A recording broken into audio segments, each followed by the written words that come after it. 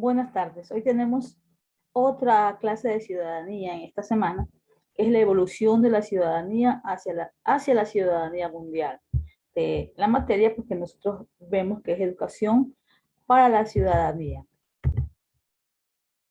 Ya sabemos que corresponde al proyecto integrado 4, la era digital, época de transformación y descubrimiento, ¿no? Que corresponde pues a 4 semanas.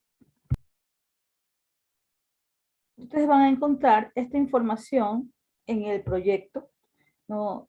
Que habla pues de la ciudadanía mundial y que nos hace un recuento, ¿no? De cómo fue o de dónde nació la ciudadanía desde Grecia, desde Roma, ¿no? Los primeros, sabemos que Grecia y Roma es la cuna de la civilización y ahí nacieron pues, muchas cosas, ¿no? Que aún se siguen ejerciendo, se puede decir, aún se sigue utilizando.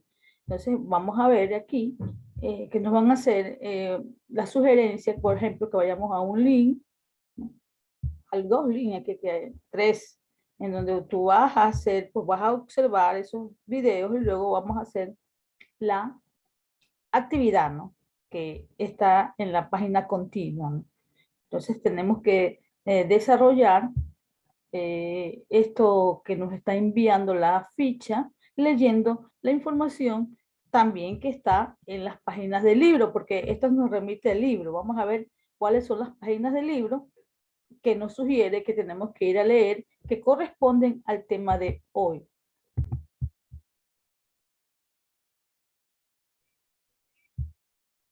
Dice la ciudadanía en la Grecia antigua y la ciudadanía en la Roma antigua. Entonces, esto encontramos en el libro, que habla pues de la ciudadanía, de dónde viene la palabra ciudadanía, ¿no? De cómo se utilizó en la Grecia antigua, cómo se utilizó en la Roma antigua, ¿no? Y quiénes la ejercían. En todo caso, esta información, como yo dije, lo encuentras en las páginas 10 y 14 del libro de ciudadanía.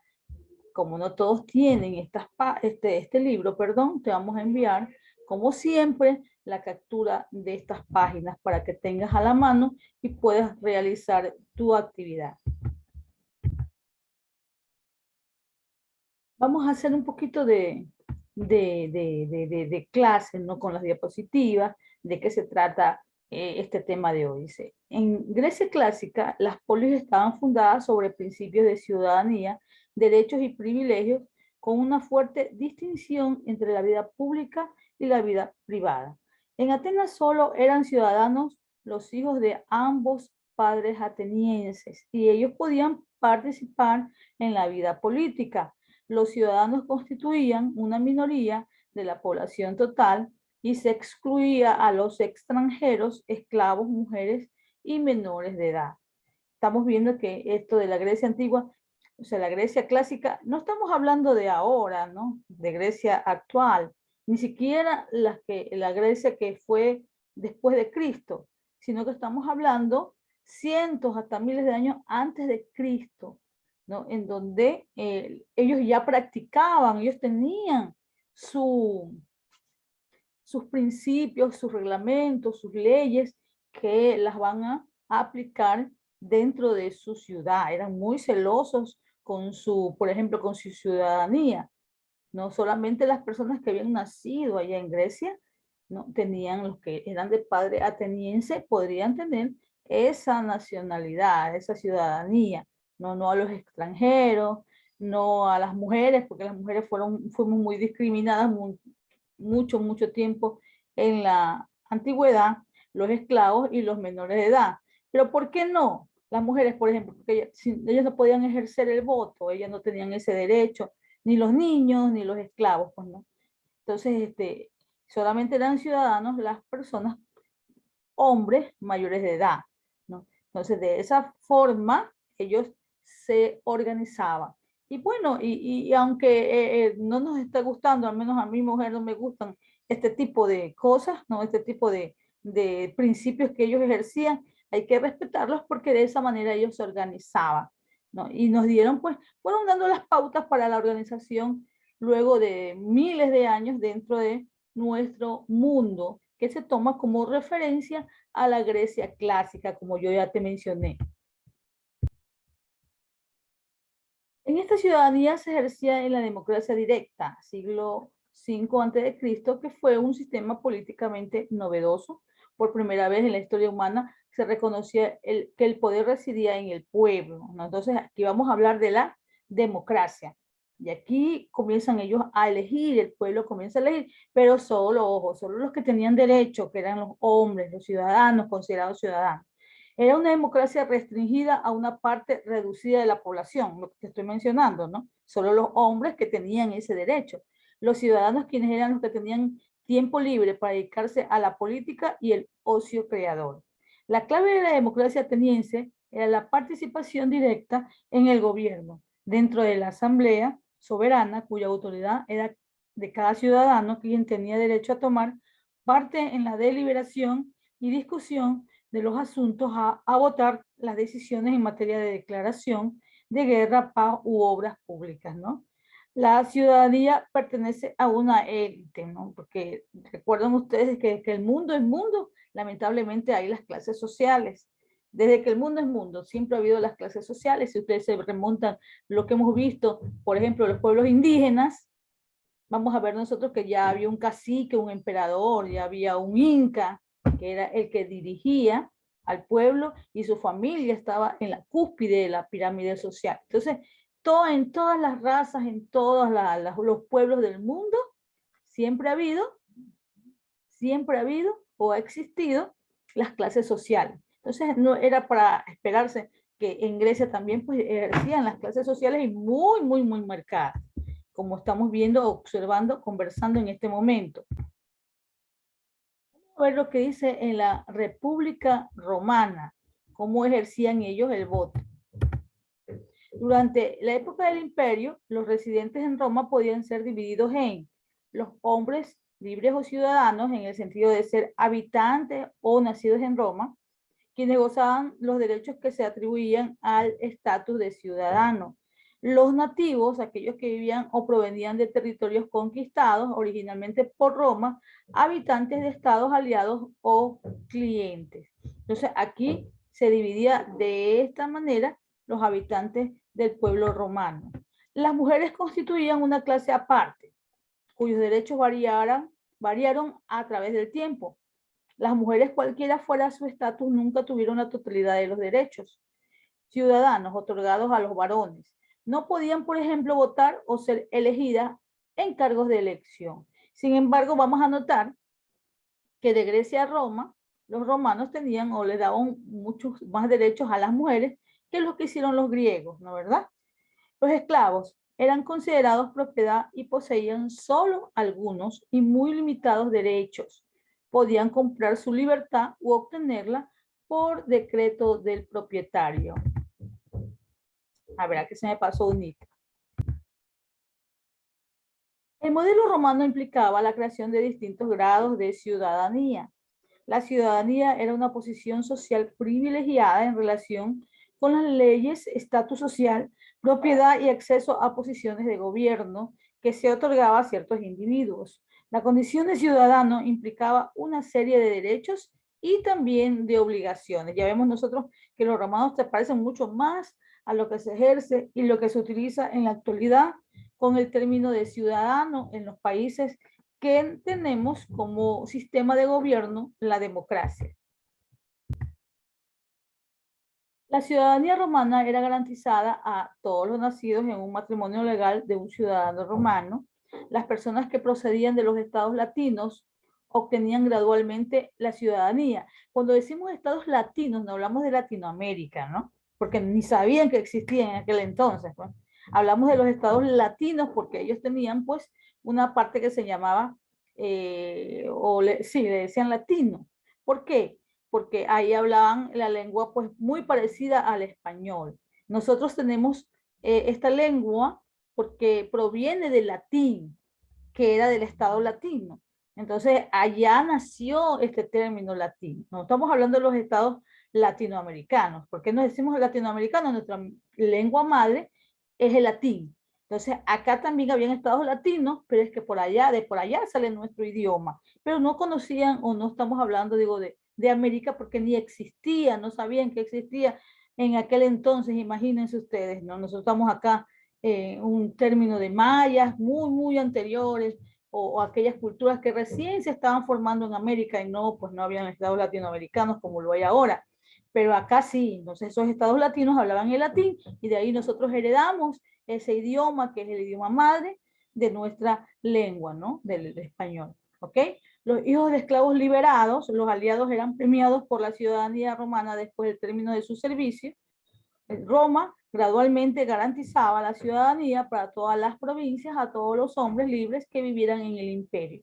La ciudadanía romana fue más abierta e inclusiva que la griega, lo que yo les mencionaba en este momento, que se ve que ellos fueron mucho más inclusivos, ¿no? Inclusive a las mujeres le dieron más derechos y bueno, también otros también tuvieron más derechos, porque los hijos de esclavos liberados también podían ser romanos. Los aliados eran premiados por la ciudadanía, imagínate, romana después del término de su servicio. O sea, ellos tenían más flexibilidad, podría ser la palabra, para darles la ciudadanía, más no los griegos que eran más celosos de eso.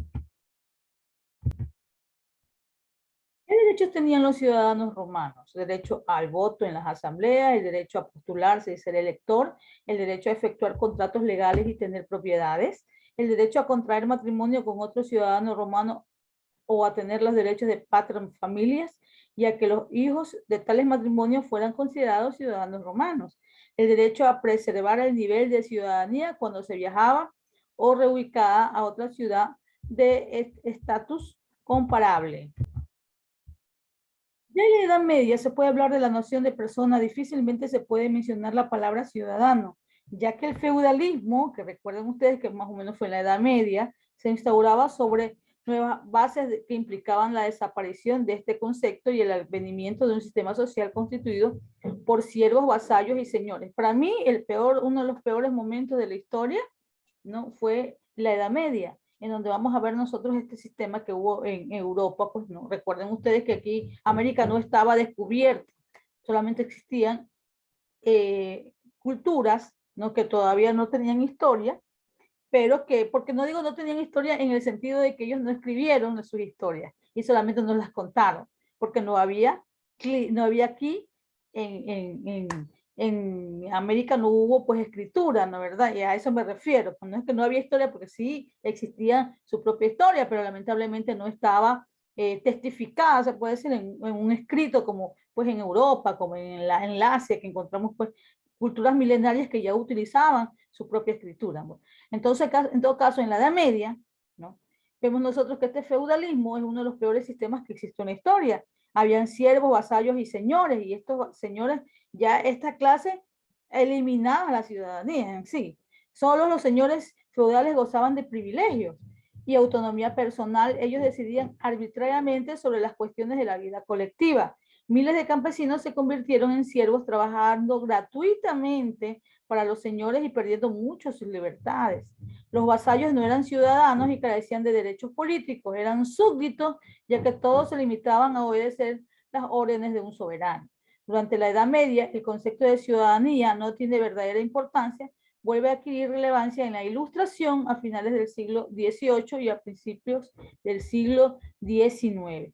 ¿Cuál fue uno de los peores sistemas que hubo en el mundo? El feudalismo, donde hubieron muchos y arbitrarias discriminaciones para todo mundo ahí. En la Edad Moderna, durante el siglo XVIII, se comienza a demandar un espacio de participación política para los habitantes del Estado. En la Revolución Francesa, en el año de 1789, los ciudadanos eran los que participaban de la sociedad en función de su pertenencia jurídica, su marco territorial y su estatus moral de respeto a la ley. ¿Eran todos ciudadanos? No, quedaban excluidos los aristócratas, perdón, ya le dije mal el acento, los aristócratas, los extranjeros, los criminales, las mujeres y los marginales. Recuerden ustedes que en la Revolución Francesa fue una de las que va a marcar, ¿no?, la diferencia, ¿no?, entre una era y otra, porque esa era de los que imperaban, de los reyes, de los que no les daban ninguna, se puede decir, ninguna libertad, no, ningún derecho al pueblo, pues terminó luego de la Revolución Francesa, que pues terminó en que el pueblo comenzó a tener sus propios derechos. Y eso se reprodujo en todo el mundo. Es muy importante la Revolución Francesa, ¿no? Porque a partir de ella, vamos a ver nosotros que en el mundo se van a dar muchas revoluciones, ¿ok? Como consecuencia de la Revolución Francesa, la noción de ciudadanía se volvió equivalente a la de nacionalidad, porque juntos a las ideas de libertad e igualdad, los franceses levantaron la bandera de la fraternidad. La ciudadanía abarcó al conjunto de los habitantes nacidos dentro del territorio del Estado y a los extranjeros nacionalizados. Aquí hay más flexibilidad ya en esta época, pues, ¿no? La Declaración de los Derechos Humanos y del Ciudadano establece que por su condición humana, el hombre goza de derechos y libertades. Por su ejercicio se convierte en ciudadano. Cualquier hombre tiene derecho a la vida, a la libertad, a la seguridad jurídica, a la propiedad, a la elaboración de la ley o voluntad general, por sí o por medio de representantes, a emitir libremente su pensamiento y a ser elegido, elegir y controlar a los gobernantes. En suma, un conjunto de derechos y libertades de índole política. Se denominan ciudadanos a los titulares de los derechos políticos, ¿no? De aquí en adelante, después de la Revolución Francesa, vendrían pues las generaciones de derechos, los derechos de primera generación, como el derecho a la vida, a la libertad, los derechos de segunda generación, donde ya vienen a ver los derechos civiles y políticos que estamos viendo en este momento, ¿no? Que van a ejercer en el mundo y van a recorrer el mundo, ¿no? Porque la Declaración de Derechos del Hombre y del Ciudadano es universal. Todos la aplicamos en el mundo. En la edad contemporánea, el sociólogo inglés T.H. Marshall definió a la ciudadanía como un estatus que poseen los miembros de una comunidad, señala la existencia de una larga e irregular tendencia hacia la expansión de los derechos de la ciudadanía, civiles, políticos y sociales, civil integrado por las capacidades del ejercicio de las libertades individuales fundamentales relativas a la vida y el desarrollo integral de las personas de expresión y pensamiento, de las más tangibles de propiedad contractuales y de sometimiento a los tribunales de justicia. Y política alude al derecho a participar en el ejercicio del poder político, ya sea como elector o como elegido. Como nosotros vivimos en un sistema democrático, ¿no? Nosotros tenemos derecho de elegir, de ser elegido, tenemos una serie de derechos ciudadanos, ¿no? ¿Verdad? Entonces ya la edad contemporánea trae consigo un rompimiento con todas esas discriminaciones que hubo en el pasado muy marcadas. Siguen existiendo en la actualidad, en realidad, ¿no? Pero tú tienes el derecho de exigir que, valga la redundancia, se respeten tus derechos, ¿ok? Porque la ley así lo dice. Claro que muchas veces se saltan en los países la ley, ¿no? A veces en los sistemas, ¿no? Pero nosotros tenemos el derecho. Cuando no hay en tu país no existe esa justicia por algún hecho, un acto que haya violado tus derechos, entonces tú puedes ir a los tribunales internacionales. Te implica mucho tiempo y dinero, pero bueno, si lo tienes, lo puedes hacer y en esa forma tú reclamar tus derechos y estos tribunales internacionales van a ver si es que es verdad que en tu país no están dándote la justicia que tú mereces. Y se tiene que, como somos países con convenios en todo el mundo, con los convenios mundiales, al menos en lo que es la Organización de Naciones Unidas y demás, entonces tienen que someterse a lo que dicen los tribunales internacionales. Lo que sí te digo que eso implica tiempo y dinero, ¿no? Pero vale la pena porque al final, no sé, al menos tú tienes la razón, estos tribunales van a hacer que ese país te indemnice y te dé lo que tú mereces, ya que por lo menos de esa manera van a justificar un poco lo que te han lo que te han hecho, pues no, ¿verdad? Bueno, entonces eso es lo que hemos visto nosotros hasta ahora. Social, garantizador de las aspiraciones a una vida digna y bienestar social de los individuos con acceso al trabajo remunerado y a la previsión social en situaciones de riesgo, comprende el goce de los derechos que deben ser provistos por el Estado. Los derechos humanos. Para Marshall, la categoría de ciudadano se constituyó durante la modernidad en oposición con la categoría de clase social. La clase social diferencia a las personas por la posesión o no de capitales o bienes que le permiten asumir una posición privilegiada en la estructura económica. La ciudadanía, por el contrario, pretende establecer una igualdad formal que se perfeccionará con el tiempo. Marshall dice que el estatus de ciudadano permite la igualación de los sujetos de una comunidad política. O sea, ciudadanos somos todos y tenemos los mismos derechos. Ya te dije que muchas veces cuando en tu país no tú puedes ir a los tribunales internacionales, pero la aspiración es que en tu país, ¿no verdad? En tu país, ¿no? Se respeten los derechos y si tú tienes la razón, te la den, ¿no? Que te hagan justicia. Si has tenido algo que alguien mató a un familiar, por decirte, como un ejemplo fortuito, no sé, si alguien mató a un familiar, que esa persona sea encarcelada y que la justicia la juzgue, que es lo que esperamos los que somos víctimas de alguna de estas cosas que suceden en la vida, en nuestro país también, en todos los países. Bueno, con eso hemos terminado nuestro recorrido por los diversas etapas de la ciudadanía mundial, ¿no? De la ciudadanía que fue pues desde la Grecia antigua a la Roma y terminando en la edad moderna contemporánea también. Bueno, en todo caso, esa es nuestra clase de hoy. Espero que te haya gustado y espero también que realices con responsabilidad tus tareas. Muchas gracias por tu atención. Espero que realices, como ya dije, todas las responsabilidades que tengas, en no solamente en mi materia, sino en todas. Que tengas una muy buena semana.